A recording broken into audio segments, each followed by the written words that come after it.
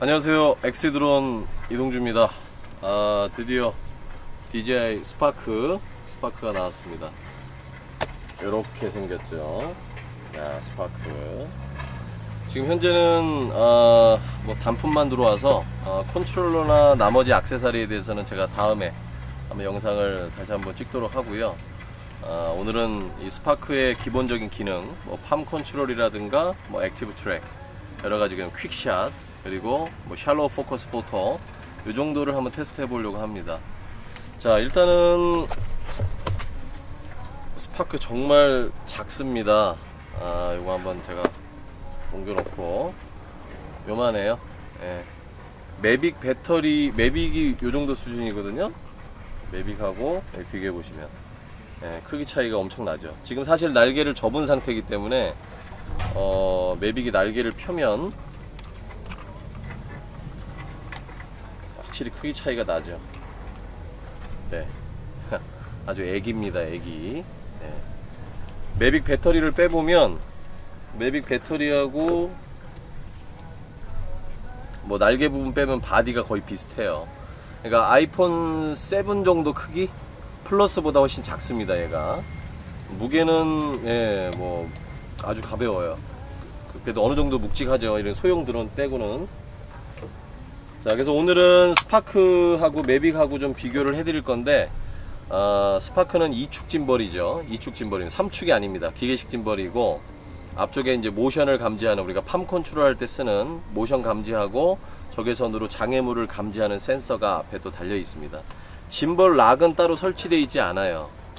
프롭은 뭐 팬텀4 프로나 매빅과 동일하게 이렇게 돌려서 빼주게 되어 있습니다. 색깔은 구분이 되어 있고요.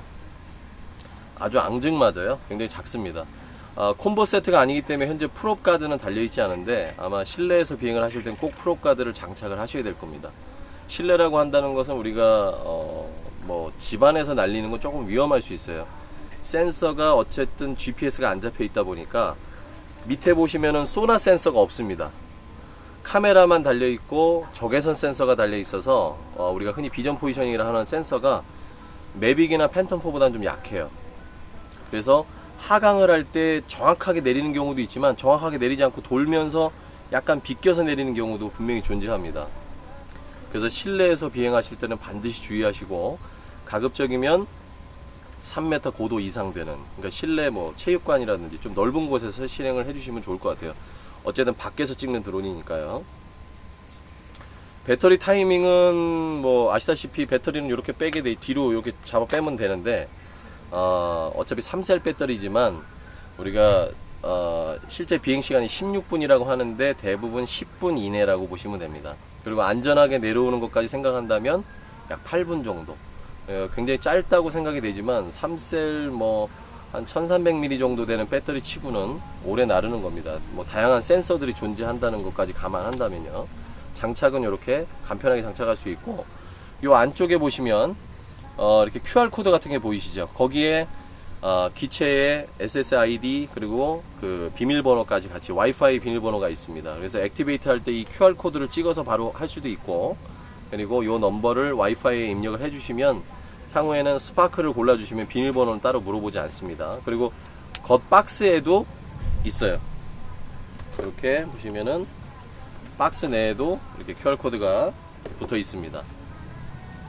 자, 그래서 오늘 스파크는 컨트롤러가 오면 제가 컨트롤러를 가지고 뭐 리턴 톰이라든가 다양한 기능들은 곧 테스트를 해볼 거고요. 오늘은 어차피 셀피용 드론이니까 여러분들이 좀 잘못 알고 계신 것 중에 하나가, 이거는 항공 촬영용 전문 드론이 아닙니다. 이거는 말 그대로 셀피 드론이라서 근거리 내에서 사진이나 간단한 영상을 찍기 위한 드론이기 때문에 바람에 다소 약하고, 센서가 매빅이나 팬텀4 프로보다 확실히 떨어진다는 겁니다. 물론 화질에 2축과 3축의 짐벌 차이도 확실히 극명하게 드러나고요. 하지만 이 작은 기체에 그만큼의 많은 기능들을 담았다는 거에서 큰 박수를 보내고 싶은 거고요. 우리가 솔직히 팜 컨트롤 같은 거는 생각지도 못했던 기능인데 그런 기능까지 들어갔다는 거에 대해서 굉장히 밑에 랜딩 기어 쪽은 이렇게 고무발이 4개가 달려 있는데 다소 좀 짧아요. 그래서 이렇게 지면에서 보시면 카메라하고 높이가 거의 비슷해서 착륙할 때 조금 랜딩할 때 좀 주의를 해 주셔야 될 것 같습니다. 그래서 오늘은 일단 이 스파크에 대해서 간단한 촬영 기능, 그리고 퀵샷, 아까 말씀드렸던 액티브 트랙, 이런 것들에 대해 팜 컨트롤에 대해서 한번 테스트를 보여드리도록 하겠습니다. 자, DJI Go 4 앱에 들어온 스파크의 화면입니다. 예, 이렇게 기본적인 메뉴는 똑같습니다. 똑같은데 다소 오른쪽과 왼쪽의 구성이 약간 좀 다르죠. 왜냐면 현재는 컨트롤러에 연결하지 않고 와이파이로 스마트폰에 연결한 상태이기 때문에 그렇습니다. 자, 오른쪽 상단에 점 3개 있는, 배터리 지금 표시되어 있는 오른쪽 상단에 점 3개가 있는 곳이 전체 메뉴인데, 그 메뉴를 누르시게 되면은 이렇게 기체, 그리고 센서, 그리고 와이파이, 그리고 스틱 모드, 배터리, 카메라, 그리고 기타 설정 메뉴들이 있습니다. 자, 우리 기체부터 알아보면 자, 홈포인트 설정에 기체와 조종기를, 그러니까 스마트폰을 기준으로 한 홈포인트를 설정한 건지를 볼 수 있고, 자, 현재 고도에서 리턴이라는 게 생겼어요. 현재 고도에서 리턴. 이거는 지금 테스트는 해보지 않았지만 대략적으로 그 고도, 현재 세팅한 고도 내에서, 현재 고도에서 내가 리턴 톰 고도를 설정한 거 말고 지금 떠 있는 고도에서 리턴을 하겠다는 얘기 같습니다. 그 메뉴를 제가 테스트하고 다시 한번 알려드리고요. 자, 리턴 톰 고도는 뭐 동일하죠. 지금 안드로이드 쓰시는 분들은 영문으로 나오실 텐데 리턴 톰 엘티튜드라고 써 있을 겁니다. 그래서 20m부터 현재는 50m까지 정해져 있죠. 그래서 기체가 내가 리턴 톰 돌아오라고 명령을 했을 때, 또는 신호가 끊어져서 자동으로 돌아올 때 몇 미터로 떠서 올 것이냐를 결정을 하는 겁니다. 현재 디폴트 40m로 되어 있기 때문에 기체는 나와 송수신이 끊어지거나, 또는 내가 리턴 톰, 이 홈 쪽으로 돌아오라고 명령을 하면 40m 고도를 떠서 이쪽으로 돌아온다는 거죠. 적당한 높이로 정해주시면 될 것 같습니다. 자, 초보자 모드는 뭐 기존에 DJI를 운영해 보신 분들은 아시겠지만, 처음에 이 모드를 켜시게 되면은, 자, 이렇게 초보자 모드라고 안내가 뜨고 실질적인 고도와 거리가 30m로 제한이 됩니다. 그리고 이걸 풀어주게 되면은 최대 비행 고도가 50m, 그리고 최대 비행 거리가 100m로 설정이 됩니다. 컨트롤러를 끼게 되면 최대 2km라고 되어 있으니까 사실 배터리 타이밍 때문에 멀리는 못 가겠지만, 그래도 스마트폰보다는 훨씬 먼 거리를 비행할 수 있다라는 얘기고요. 자, 센서 부분을 눌러보면 가속도하고 자이로스코프, 그러니까 IMU 쪽에 어떤 현재 상태를 보여주죠. 수치로 나오지 않고 그래프로 나오기 때문에 굉장히 편리합니다. 녹색으로 뜨는 것은 매우 좋음, 노란색은 좋음, 그리고 빨간색으로 뜨면 이거는 IMU를 다시 한번 캘리브레이션, 교정을 밑에 해주셔야 됩니다. IMU 캘리는 밑에 IMU 캘리브레이션을 해주세요를 누르게 되면은 위 그림과 같이 프로펠러를 빼고 전원을 켠 상태에서 이렇게 대기 상태로 놔두고 시작을 누른 다음에 이 지금 DJI Go 4 앱에서 시키는 대로 기체를 움직여 주시면 IMU 세팅이 완료가 됩니다. 그러니까 아무 때나 하는 건 아닙니다. 에러 났을 때만 하시면 되고요. 다시 뒤로 나가서, 자, 이거는 뭐 그 고급 설정이라는 메뉴가 아예 없네요. 현재는. 자, 두 번째 센서로 가보겠습니다. 스테레오 비전 시스템 작동. 전방에 있는 장애물 감지 시스템을 켜겠냐 말겠냐 하는 거죠. 그래서 한글로 지금 잘 나와 있죠. 기체가 전방에 장애물을 감지한다든가, 그리고 뭐 정지할 수 있고, 장애물 회피 기능을 활성화하면은 리턴 투 홈 시에 장애물을 확인하는 기능도 자동으로 활성화된다. 그리고 어차피 감지 카메라에 화각이 있기 때문에 사각지대가 존재할 수 있으니까 전방위적으로 다 감지가 된다는 건 아닙니다. 자, 그리고 후방 비행 켜기라고 되어 있는 거는 흔히 우리가 액티브 트랙을 할 때 사용하는 건데, 액티브 트랙으로 피사체를 선택을 하면은 내가 가면 따라오죠. 하지만 내가 기체 쪽으로 다가서면 기체는 물러나지 않습니다. 그냥 카메라만 틸팅으로 아래를 보면서 나를 계속 추적을 하는데, 이 후방 비행 켜기를 켜주시면 내가 다가서면 기체도 뒤쪽으로 간다는 겁니다. 하지만 팬텀4 프로처럼 후방 센서가 없기 때문에 뒤쪽에 장애물이 있는지를 반드시 확인하셔야 됩니다. 안 그러면은 충돌할 수도 있으니까요. 자, 그리고 그 밑에 고급 제스처 컨트롤, 팜 컨트롤 동작 인식 제어를 실행할 거냐를 물어보죠. 이거를 실행하게 되면 실행 후에 팜 런치, 팜 랜드, 그리고 팜 컨트롤 기능을 사용할 수 있다. 즉, 손 위에서 이륙을 시키거나 착륙하거나 어떤 제스처를 통해서 사진을 찍거나 하는 기능들을 이용할 수 있다는 얘기입니다.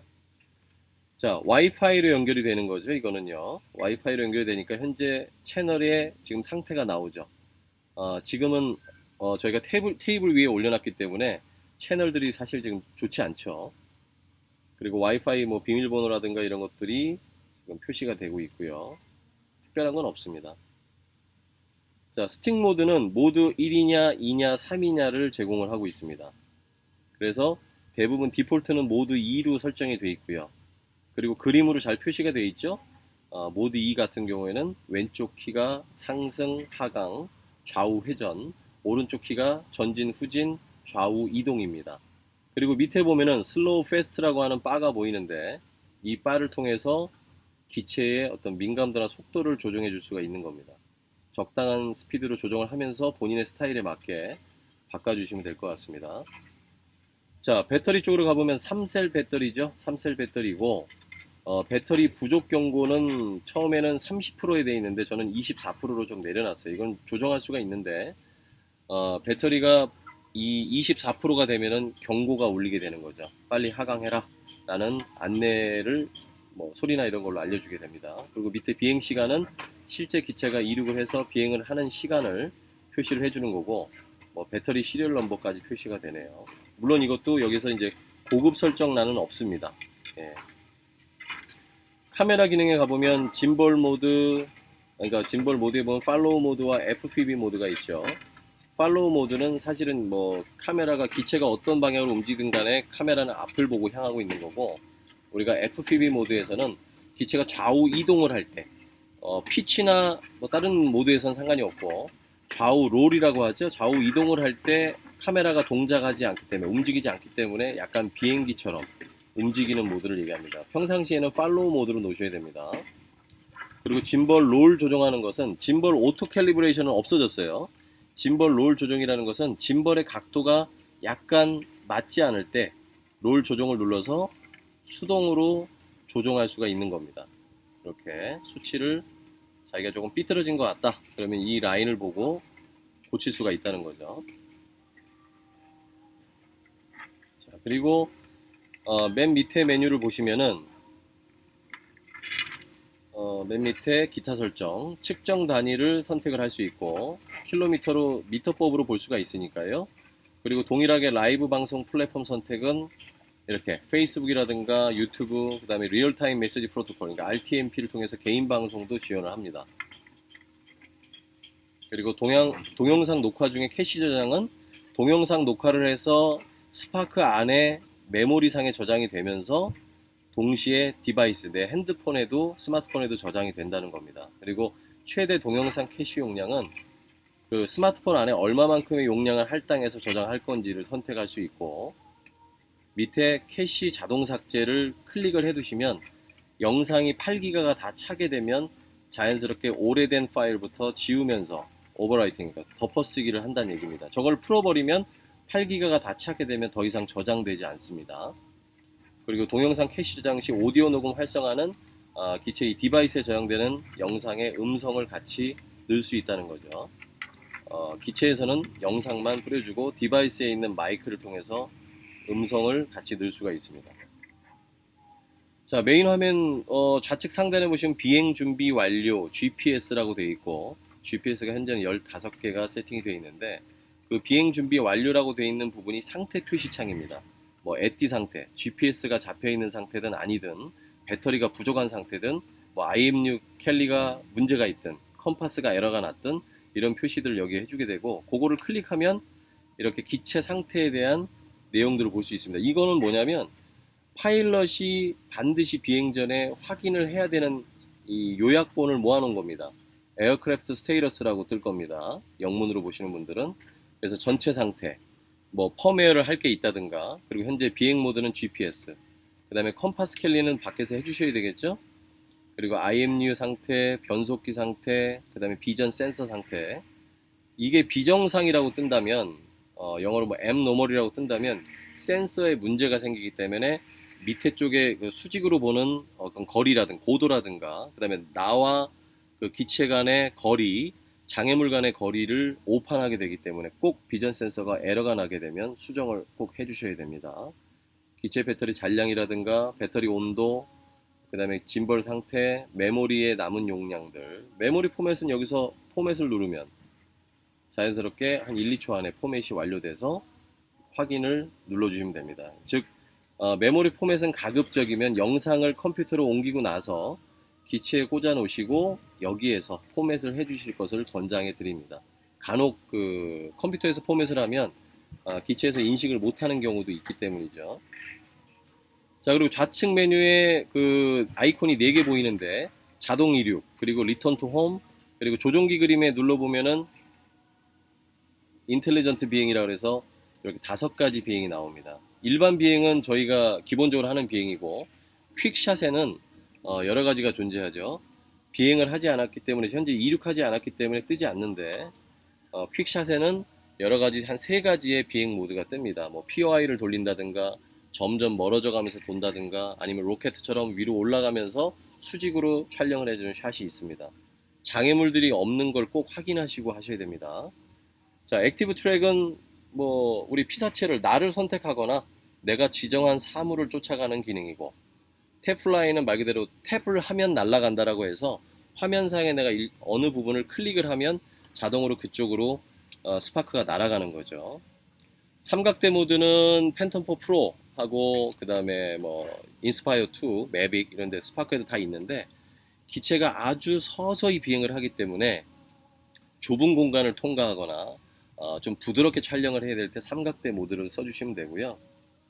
제스처 모드는 이거를 켜놔야만 우리가 기체가 위에 떠 있을 때 스마트폰이나 컨트롤러를 이용하지 않고도 제스처를 통해서 사진을 찍거나 다양한 뭐 판 컨트롤을 이용하거나 이런 걸 할 수가 있는 겁니다. 뒤에 메뉴는 따로 없습니다. 여기 6가지만 존재를 하고요.